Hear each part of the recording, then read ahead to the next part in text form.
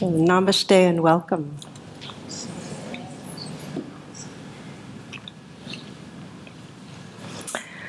The last class that we had, the topic was working with anger and working with aggression, how we can attend to this natural life energy with wisdom. And 2 days later, there was a violent attack on Paris. And it just felt so natural and compelling that we would continue our exploration of these energies, that it just, there's so much heartbreak and care and prayer that circles around it. And I know for myself, there's something about, with yet another very obvious on the surface round of violence, that prayer, that can we learn? Can it teach us? Is there some way that this can actually wake up our hearts and minds? And I ended the last talk with a poem, and the poem was written by a local boy here, Matty Stepanek. I think I'm saying his name right, Stepanek. So Matty, 13 years old, a poet who has since died of muscular dystrophy, and he wrote a poem the day after 9/11. So it just felt so pertinent to us, because I don't know how many of you are feeling the same thing, but I just keep going back and forth. Oh, 9/11, and here we are, and what's happened in between. There's all slants for what's happened in between, but some of the elements that strike me is that after 9/11, the United States and others attacked Iraq, and 4,491 U.S. military died, and approximately 500,000 Iraqi deaths, mostly civilian. Then there was the rise of ISIS. 9 million Syrian refugees since 2011. Last year, 9,347 Muslims were killed by ISIS. Then we had Paris, the loss of 130. Now we have 30 US governors trying to block Syrian refugees from settling in their states. And before Congress tomorrow, there is a bill to block refugees coming into the country.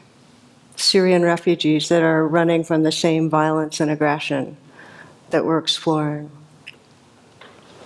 So it really does seem compelling that we pay attention, and not with any kind of hubris that, well, here's the answer, here's what we should do in a right immediate way in response, but more with the humility that our way in our individual life and in our collective life of responding to aggression determines the unfolding and the destiny, really, of our planet. This is physicist Stephen Hawking. He was interviewed last year. He said, "The human failing I would most like to correct is aggression. It may have had survival advantage in caveman days to get more food, territory, or a partner with whom to reproduce. But now it threatens to destroy us all. The human quality he most wants to magnify is empathy." He says, "It brings us together in a peaceful and loving state."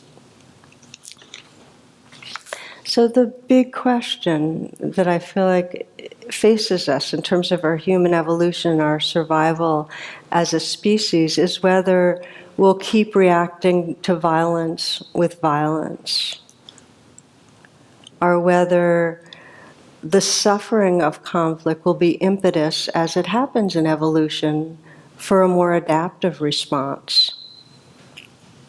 When I say that, an adaptive response that calls on heart and wisdom.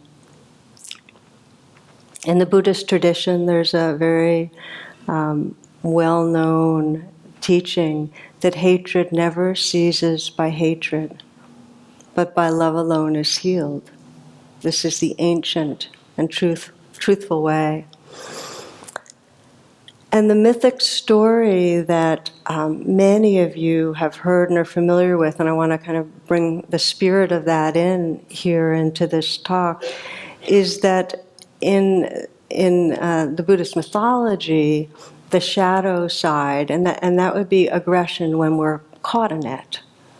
And just to reiterate that anger itself is a healthy, intelligent emotion if you just listen to what it's trying to tell us. But when we get caught inside it, when it takes over, then it's the shadow. So in the Buddhist tradition, Mara, the god Mara, was the shadow side, as many of you know. And Mara is greed, hatred, delusion, aggression, jealousy, when it captures our identity. And in the Buddha's interactions with Mara appeared through the Buddha's life. So on and on we get the teaching about, okay, so these energies appear. And when Mara would appear, as the story goes, he'd be kind of lurking around the field or wherever, the park, wherever the Buddha was teaching, and the Buddha's loyal attendant Ananda would be rather freaked out and disturbed when he realized Mara was there, and he'd say, "Oh no, Mara's here! God forbid! This is terrible." He didn't say "God forbid" actually, because Buddhists don't believe in God, but you get the idea. He'd freak out, and then he'd go to the Buddha and tell the Buddha what was going on, and the Buddha would basically, in some way, say, "Chill, it's okay." And then he'd go right to Mara, right to the shadow side, and he'd look Mara in the eye and say, "I see you, Mara. Come, let's have tea." And what this represents in an evolutionary way, because the Buddha's modeling our evolutionary potential here, is instead of encountering the shadow, especially if it's a violent shadow with more violence, I'm going to go to war against you, it's saying, "I see you." This is from a very much larger perspective. I see you. And okay, so let me find out what you need. Let's find out what's going on. Let's find out how to resolve this. Let's do this in a way that allows for more reconciliation and freedom, rather than being bound in a war again. So it's our evolutionary potential. And the last class, we explored how we can cultivate this capacity to respond to aggressive energy from that kind of wisdom and mindfulness in our own lives. And we're going to revisit that again and add a few dimensions to it. And the reason it seems so important is that for there to be an evolutionary shift in consciousness in our world, it has to be going on in our own psyches, right? And we have to be able to look honestly and say, okay, so where is there conflict and aggression in my life? And can I sense the suffering in it and be willing to respond in a fresh way? Can I be willing to go deeper? And the way we described it in the last class, I used the image of the U-turn, that instead of buying in when we have anger at somebody to the stories of "you're bad, you're wrong, here's how you have to change," to rather let go of the stories and make a U-turn and come back and say, okay, so if there's anger here, what's under it? And it's a very, very powerful question, like what's behind the anger? Because when we ask that, what we'll find is that there's vulnerability. There's a sense of some fear or something that was really important to us that there's an obstacle to, an unmet need, a sense of love that's being withdrawn or blocked. There's something that wants attention, and there's no healing. There's no healing possible unless we make the U-turn, unless we come back to what's right here. So this is facilitating the shift on an individual level, that just getting it, that when anger comes up, we've encountered an obstacle to what we want or need. And before we can try to change the world, if we react out of aggression, are we going to get our needs met? If somebody's hurt us by withholding their love and we're angry, is aggression going to get that love that we want? If somebody feels like a threat and we feel unsafe with them, is aggression going to make them less threatening? So the principle is that it's more adaptive to first come inward and sense, well, what's going on here? And see if we can first bring presence and have tea with what's really going on inside us. This wisdom of not responding to violence with violence was expressed very powerfully in a movie I saw some years ago, in the story of how in an African tribe called the Ku, they dealt with violation and violence. And they have this ritual called the Drowning Man Trial. That's really interesting to me because if somebody's murdered, that family will mourn, and then after a year has passed, the killer will be taken down to a river, hands tied, legs tied, and they'll be dropped in the river. And then the family has to make a decision, okay? They can either let the killer drown, and if they seek revenge, they'll have justice, but they'll never heal the wound of loss. Or they can swim out and save them.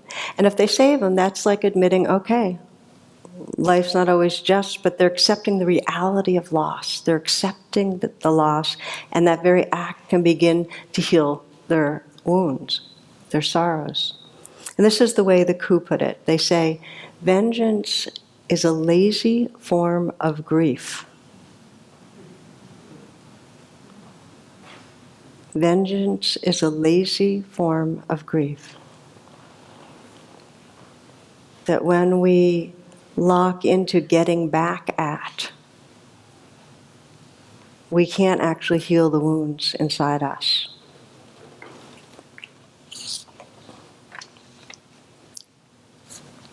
Now, it's not the end of the process to make the U-turn and bring attention to what's going on here, because we need to engage.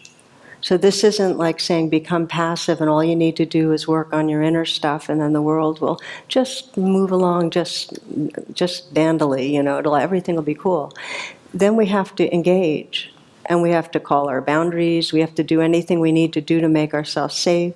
We have to start the process of communicating, dialogue, reconciliation, whatever it is. But the beginning is to know that if we don't make the U-turn and come here first, if we don't have tea with Mara here, we will not be able to call on our intelligence and our compassion as we engage with our world. So I look at this as a critical capacity in the evolution of our species to be able to move, and it's sometimes described as move from fight, flight, freeze, that reactivity, to attend and befriend, being able to pause.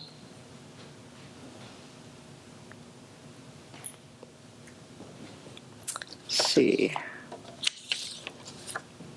So I started mentioning Maddie and his poem, and I wanted to read you his poem. We need to stop, just stop. Stop for a moment before anybody says or does anything that may hurt anyone else.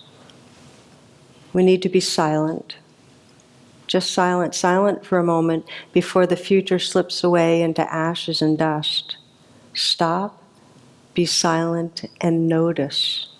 In so many ways, we are the same.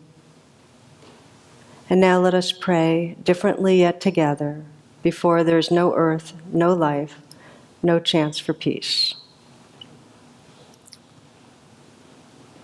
Stop, be silent, and notice. You might consider in your life right now, just take a moment, because as you know, we'll come back to something in our own lives, because it's our consciousness that affects consciousness in general, where there might be a pattern of blame, a pattern of anger, of conflict, where Mara is arising. And just take a moment to close your eyes and feel into that. Where are the events of the world playing out in your own heart and mind in your own particular individual way? Where is there a place where in some way you are holding resentment for the way another person has treated you? Anger at feeling let down or disappointed? For some, it may be that it's more directed towards yourself.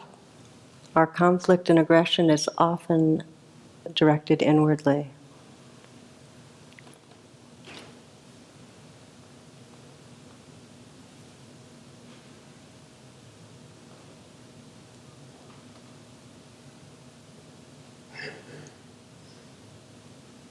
And just to hold this pattern of blame or anger in your awareness, knowing that you have a choice to either repeat old patterns,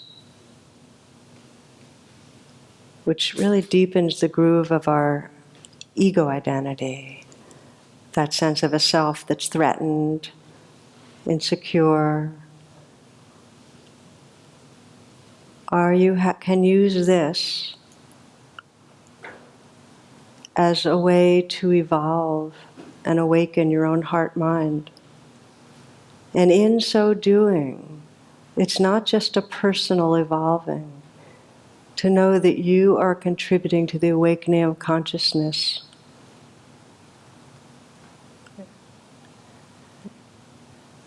This is what the Dalai Lama called the hope of our world, that we move from that relating from a separate self to a sense of that collective being. So just to take a moment and hold in awareness some pattern that you might bring more attention to, where you might, as Maddie said, really stop. Be silent, put aside the storyline and really notice. Can this be a place where you might pause and really have tea with Mara, really investigate, bring some kindness and presence to what's going on inside you before acting from an old way of being?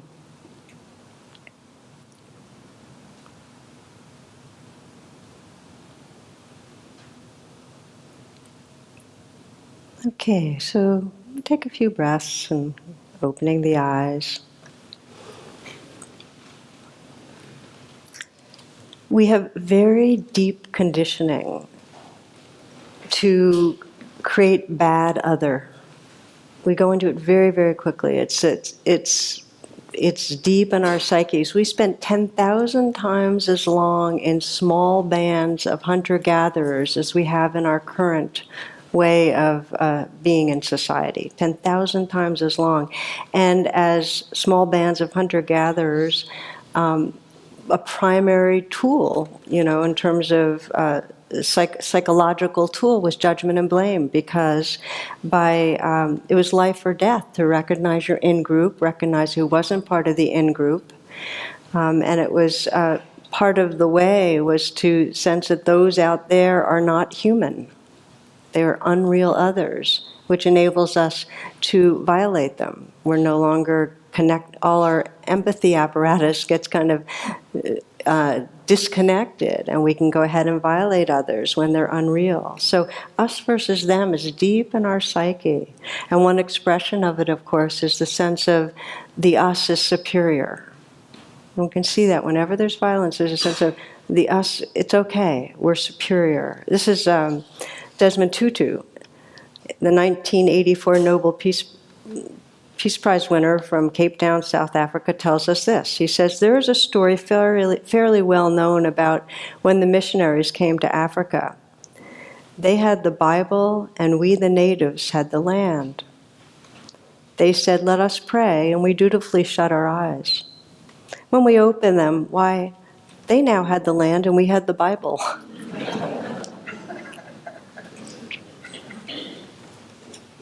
But you get the idea. There's a sense of superiority, and then when there's unreal other, in other words, when we're in that version of fight, flight, freeze, where there's self in here and world out there, other does not have subjective feelings. We do not perceive another's subjectivity. And my favorite little description that some of you will remember is of a guy sitting at home and he hears a knock at the door, opens the door, there's a little snail on the porch. So he takes the snail and he throws it as far as he can. 3 years later, he hears another knock at the door. Sees the same snail there, he opens it. The snail says, "What the hell was that all about?" But you understand that unreal other, there's not a sense of subjectivity, of realness. It's a dissociative process. When we're in that mentality of us and them, it's a dissociative process by which we're being ruled by emotions, and we go into the kind of thinking that is fear-based thinking, and we get disconnected from the empathy networks. We get disconnected from our gut. We're not processing information from our intuition, from our intelligence. So sometimes it's described that when we're in fight, flight, freeze, and when we're in that reactivity, aggressive reactivity, it's head thinking versus heart thinking. We've lost contact with compassion and wisdom. And it's alive and well in our society. You can see, especially when stressed, the other's totally not real to us. And we're not only aggressive, we're passive-aggressive. One story of a guy scrapes another man's car or a person's car in a parking lot, and other people are watching and they see it happen. He gets out, he writes a note, and he leaves it on the windshield. "I scratched your car while pulling out. People think I'm leaving my phone number. I'm not." And then, as we know, with the us and them mentality, them becomes an object to manipulate. So you watch how advertising's manipulating taste, so people will end up buying more. And then you notice how the news is manipulating to have certain opinions, to vote a certain way, or our minds are manipulated to be willing to fight a war. There's a lot of manipulation of other when other is unreal. And again, a rather silly example is of a Catholic priest, Baptist preacher, and rabbi are all chaplains at a university, and they have a competition. They decide they're going to see who can go preach to a bear and convert it, which of their faith is the real faith. So they all go out in the woods, find a bear, preach to it, attempt to convert it. 7 days later, they come and discuss their experiences. Okay? So this is about conversion and thinking you're the one that's right, and thinking that the ones you're converting are the unreal other, the object. Father Flannery has his arm in a sling, various bandages on his body.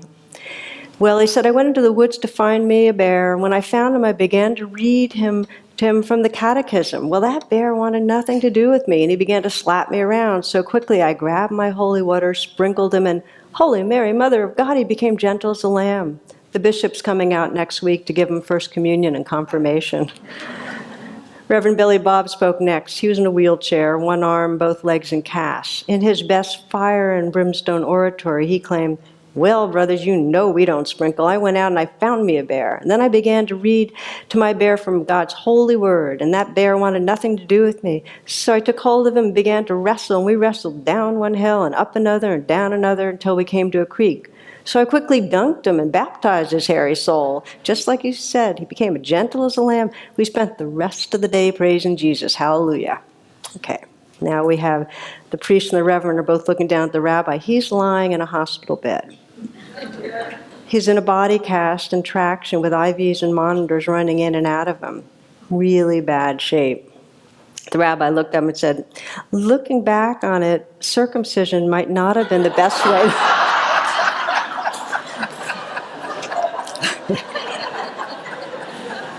I'm sorry, I couldn't resist that one. Okay, so if we look at kind of the evolution of the brain, what we've been describing so far with fight, flight, freeze, and self and other, and controlling other with opinions and aggression and so on, is from the brainstem and the limbic part of our brain. And as many of you are familiar, the most recently evolved part of our brain, which is the prefrontal cortex, is where we have the potential for a more adaptive response to situations. So when Mara arrives, it's the frontal cortex, the prefrontal cortex, that allowed the Buddha to say, come on, let's have tea, right? So again, I think of this as really the shift from fight, flight, freeze to attend and befriend.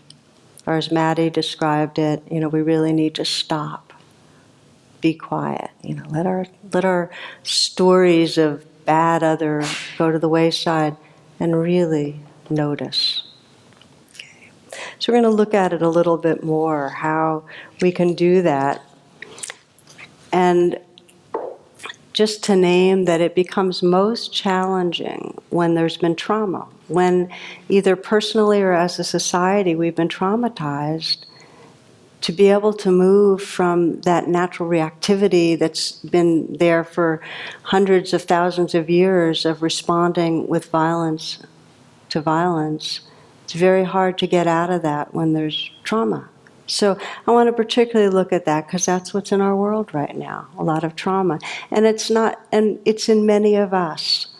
And I see for many of us that,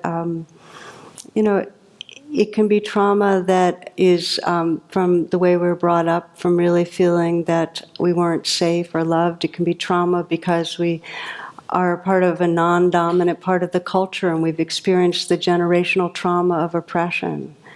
It could be trauma because we've been in war situations. There's many different ways. So how do we make that U-turn and have tea with Mara when there's trauma there? And it's particularly important to know that the whole healing that happens when we make the U-turn is this capacity to be present with the vulnerability that's here. But when we've been traumatized, that vulnerability is so raw that it's really hard to tolerate. So we need some help in having tea with Mara.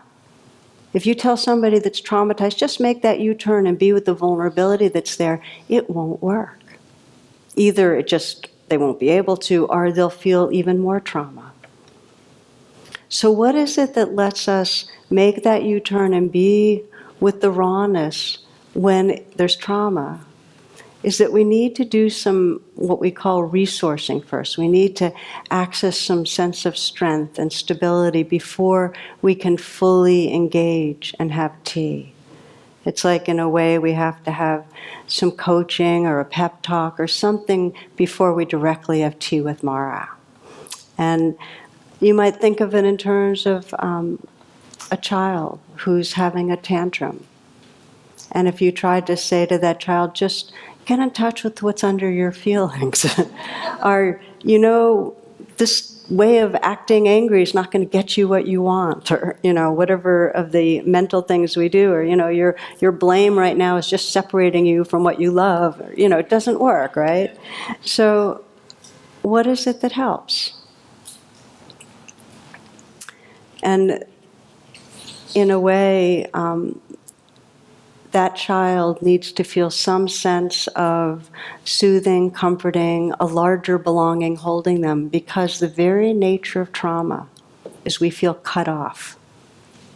When we're traumatized, there's a sense of being cut off, very caught in something small and something very, very frightening. So there needs to be some sense of reconnecting to what feels safer, what feels more stable, where there might be some love and belonging. Example that I wanted to share that I was remembering from when I was 5 years old. I don't have very many early child memories, but this one really stood out to me. And I was 5 years old, and I got into a very violent physical fight with a young girl. I'm not going to call her a friend because we fought most of the time, but in a way she was a friend. We learned a lot from that, I think. Elizabeth, who, we were in the front yard of this apartment building. We got into this really pretty violent fight, and yelling and sobbing, and some parents, neighbors came, and they had to kind of pull us apart. And I remember I kept crying out that it was her fault, and I really wanted at her. It's like it was her fault. She had really done something terribly wrong. And this was me with a flipped lid. I mean, I was completely freaked out. And the woman restraining me, and it was more like she was hugging me, and she kept saying, I know, yes, okay, yeah, I hear you, right, it's true. Yeah, I know. And it was like some part of me, and this is absolute truth, I knew she didn't really know. I mean, she didn't understand. And this is true, I was 5 years old and I knew that, but I also knew that it really felt good to have her holding me and saying she knew. And that it allowed me to relax enough. I somehow or other felt vindicated, like I wasn't bad, I was okay, I was something larger I was a part of.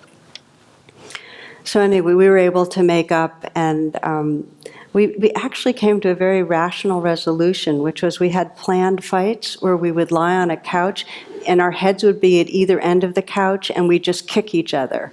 And it was some pheromonal animal thing. It was just chemistry. So trauma means being cut off, and the way back, if we're going to have tea with Mara, we need some sense of a larger belonging, okayness, safety, in order to even begin to engage directly with the vulnerability that's there.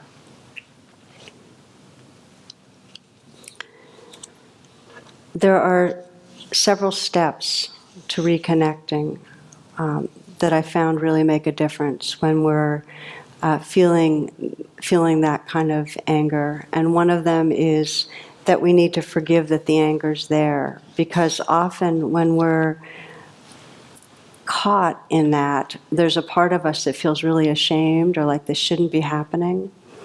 So I often will just say to anger, forgiven, forgiven, when I'm caught in the grip of it. And it's not like I'm saying forgiven, this is a bad thing, this is evil, but I'm forgiving it. It's more like, this is the weather right now. Forgiven. And then there's, how do we find some larger resource? For one man who I worked with some years ago, he had been physically abused by his father. His father was an alcoholic. He was bullied at school. And then he took martial arts and he became a bully. And he ran with a really rough gang. And as an adult, he ended up working in sales. He came to me because he was having a conflict with his boss, and he kept being so outraged that the vice president told him to do anger management because he'd lose his job because of his outbursts. But he really hated his boss, and he just told me, the guy has it in for me, he keeps me from important clients, he criticized me in front of secretaries, and wants me to suck up, I'm not going to do it. He was enraged, and it was very hard for him to control himself. So we started doing the U-turn, and underneath it, clearly there was a fearful and ashamed little boy who didn't want to look weak. That was what it brought up. Okay? So when we asked that question, well, what's under the anger? If you weren't angry and blaming, what would you have to feel? That's what he had to feel. This kind of ashamed, weak little boy. And then I realized, okay, so he couldn't really be with that. If it's not really traumatic, then you could say, okay, what can you bring some sense of care and presence to that young place? But it was way too strong, way too ashamed, and so on. We needed to do some resourcing. We need to, before he had tea with Mara, we needed to have a little more coaching. So I asked him to tell me when he felt a sense of strength, and when he felt a sense of confidence, and when he felt respected. And it was in his martial arts class. That was the first time. He felt like his teacher respected him, and he felt like when he was in there, it didn't matter that he was sparring with others, it was Taekwondo, they had a group sense, and he felt part of something. And so I had him do many rounds of bringing that to mind and feeling what it felt like in him. And when he could feel a little bit of that sense of belonging and almost sense his martial arts teacher as kind of the kind of an ally, protector energy around him, then he could start being with Mara, with the vulnerability under the real rage.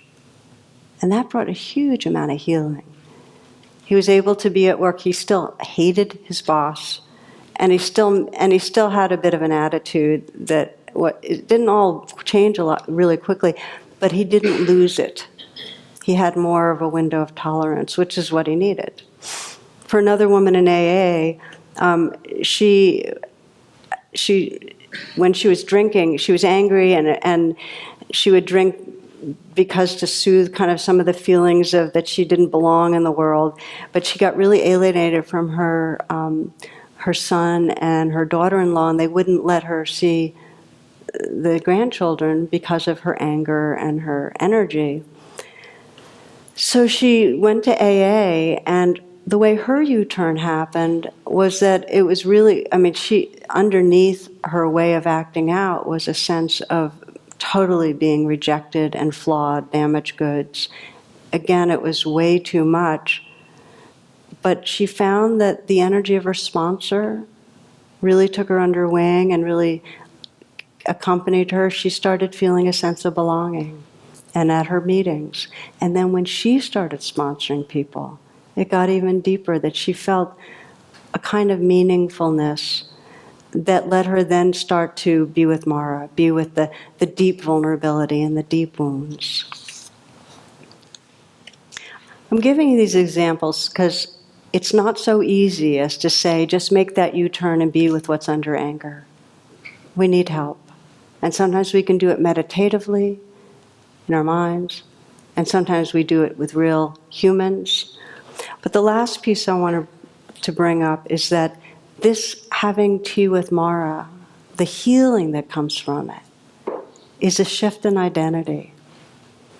In the moments that we fully contact the vulnerability and bring full presence to it, rather than the separate aggressive self, the victimized self, we become really that compassion, that awareness, that awakeness, that's really our full being.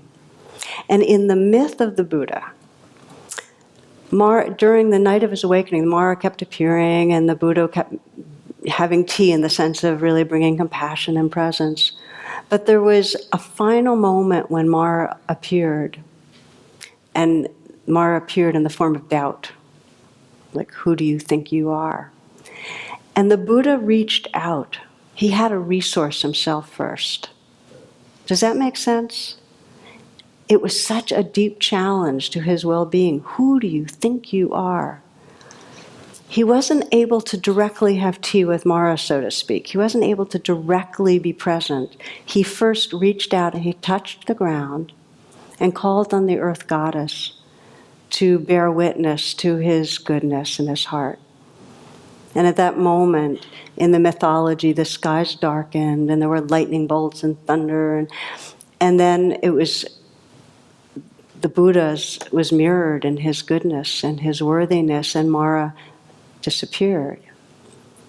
So it is with us individually and societally. We need to reach out to a larger sense of what we're connected to be able to be with the vulnerability that's there.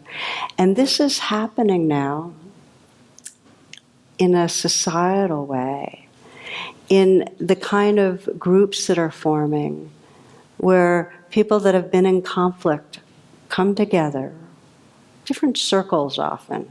I mean, the shape of a circle is so archetypal.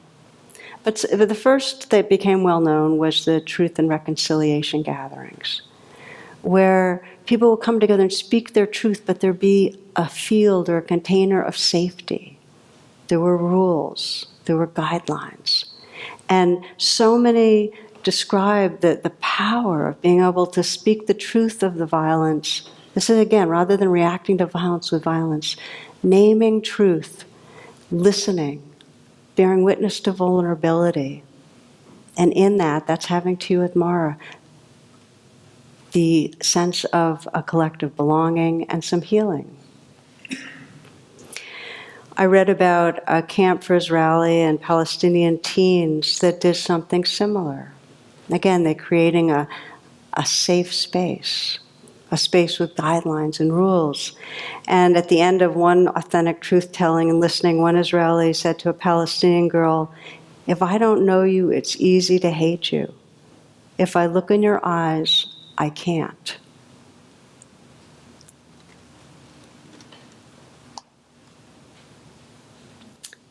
Having tea with Mara in a societal way means that we start bringing together people who have considered each other as the bad other.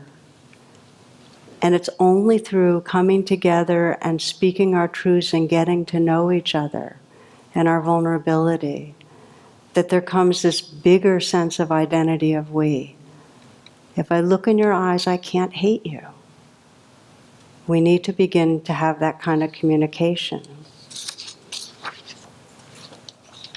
I want to give you one example of the power of this. Jalalja Bonhim does a lot of circle work with traumatized populations.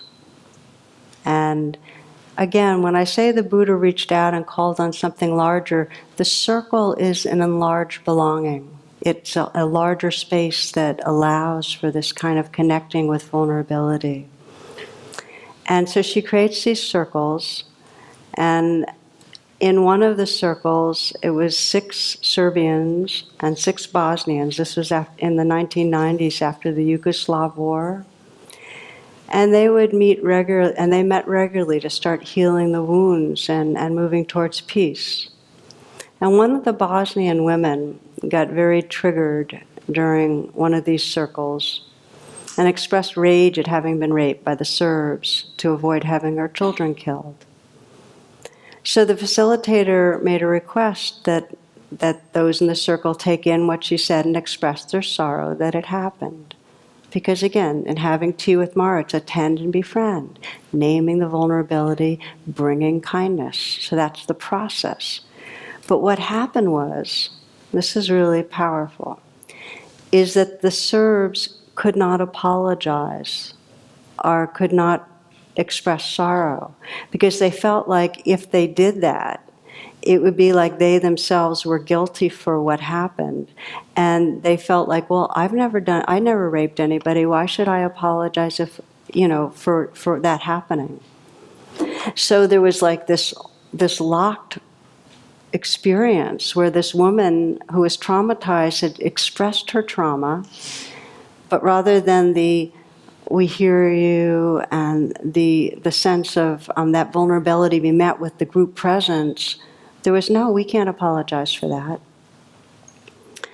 And the way Jalalja explains that is that there's shame for their tribe's behavior, but they were protecting that vulnerability and going into head thinking, that rationality of, oh, it wasn't me, and I'm not going to say I'm sorry.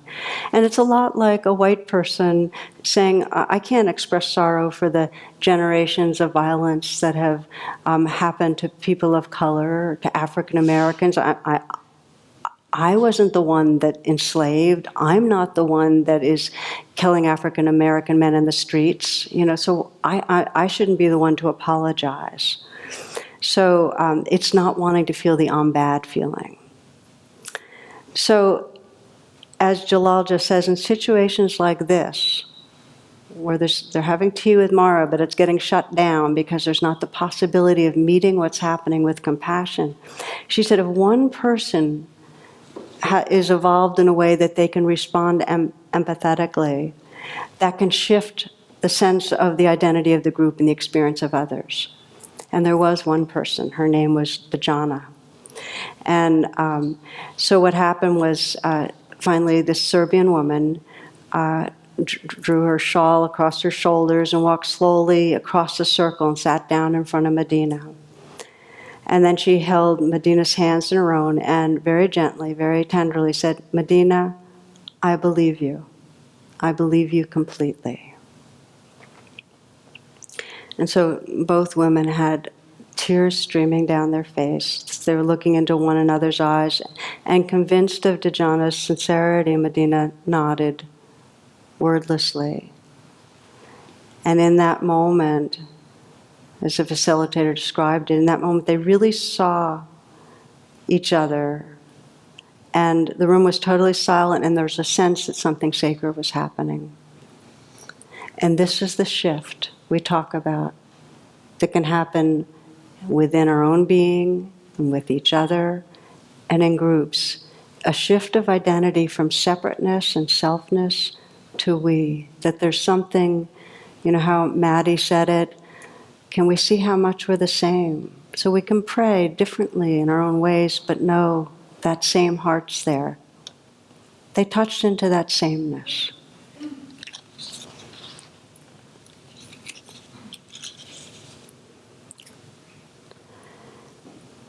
We don't have to have answers for, what this country should do at this particular moment in time to know that the path of healing and freedom in our own lives and in our world is to move from meeting violence with violence to awakening empathy and compassion.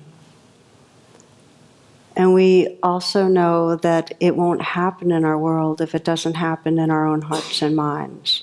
And we just keep coming back and sensing, okay, where right now in my life can I model, just the way the Buddha modeled having tea with Mara? How can I be at the edge of this evolution and, help to inspire? So we end on that note, or I'd like to invite you to take some moments to close your eyes and check inside.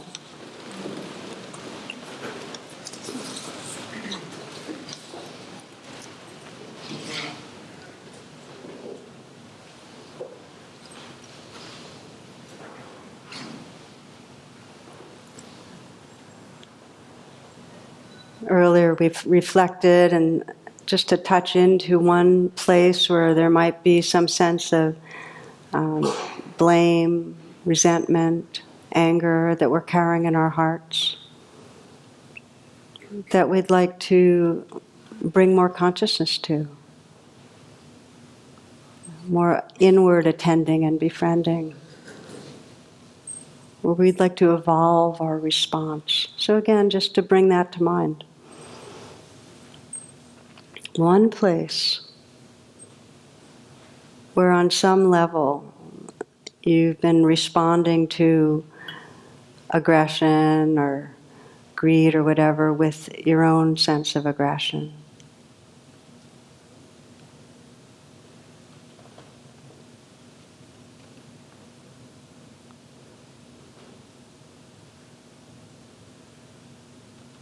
And just to, again, explore making that U-turn and sense if you're going to let go of making the other person wrong or bad for right now, let go of those stories. And just bring your attention to what's right here in you. What's going on underneath that anger? What would you have to feel that's difficult?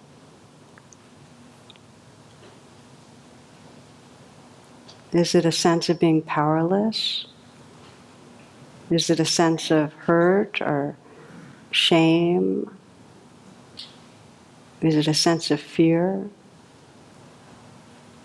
What is the real vulnerable expression of Mara that you're being asked to be with?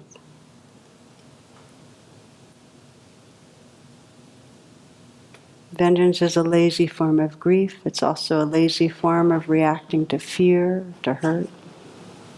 What is it that you're being asked to attend to?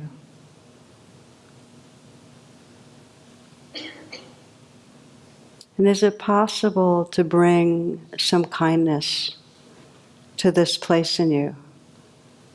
You might take a moment, just as we often do, to gently put your hand on your heart and just offer even that gesture, that your intentions to deepen your presence with this place.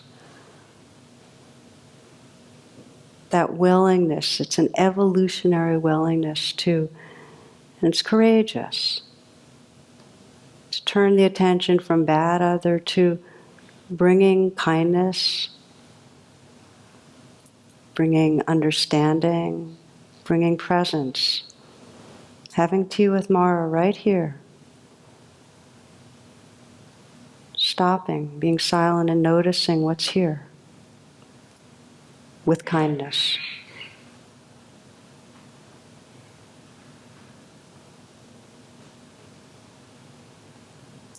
You might sense that part of you that underneath the anger, what it most needs.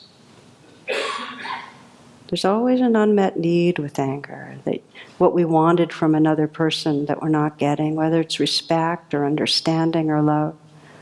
What's that need? That natural human want in there.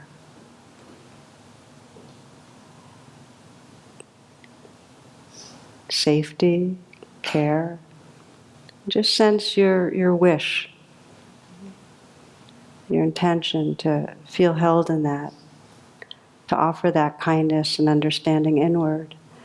And if there's a traumatic sense that you don't have the capacity to really be with this right now, like the Buddha reached out to the earth goddess, you might just sense something you can reach out to that can remind you of your goodness, your strength, that you're loved. Is there an ally you can call on?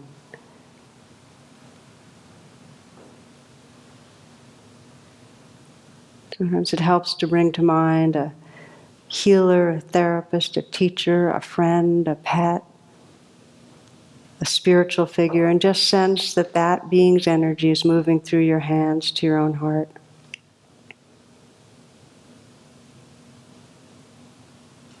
And to feel as you offer presence inward, what is your deepest intention in looking towards this other person and how you engage with this other person? What's your deepest intention?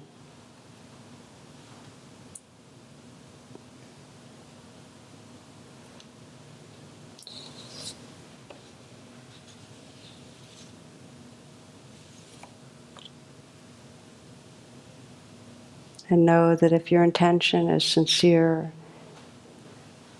it will naturally draw you to finding a way. Again, we close with the words of Maddie that were so prescient that we need to stop. Just stop for a moment before anybody says or does anything that may hurt anyone else. We need to be silent, just silent. Silent for a moment before the future slips away into ashes and dust. Stop, be silent, and notice in so many ways we are the same. And now let us pray differently yet together before there is no earth, no life, no chance for peace.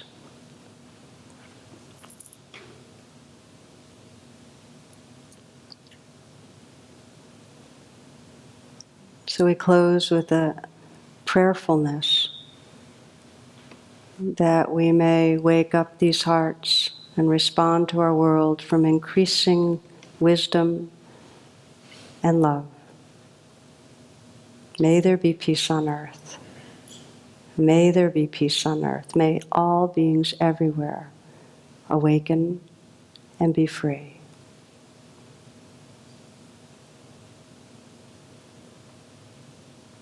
Namaste, and thank you.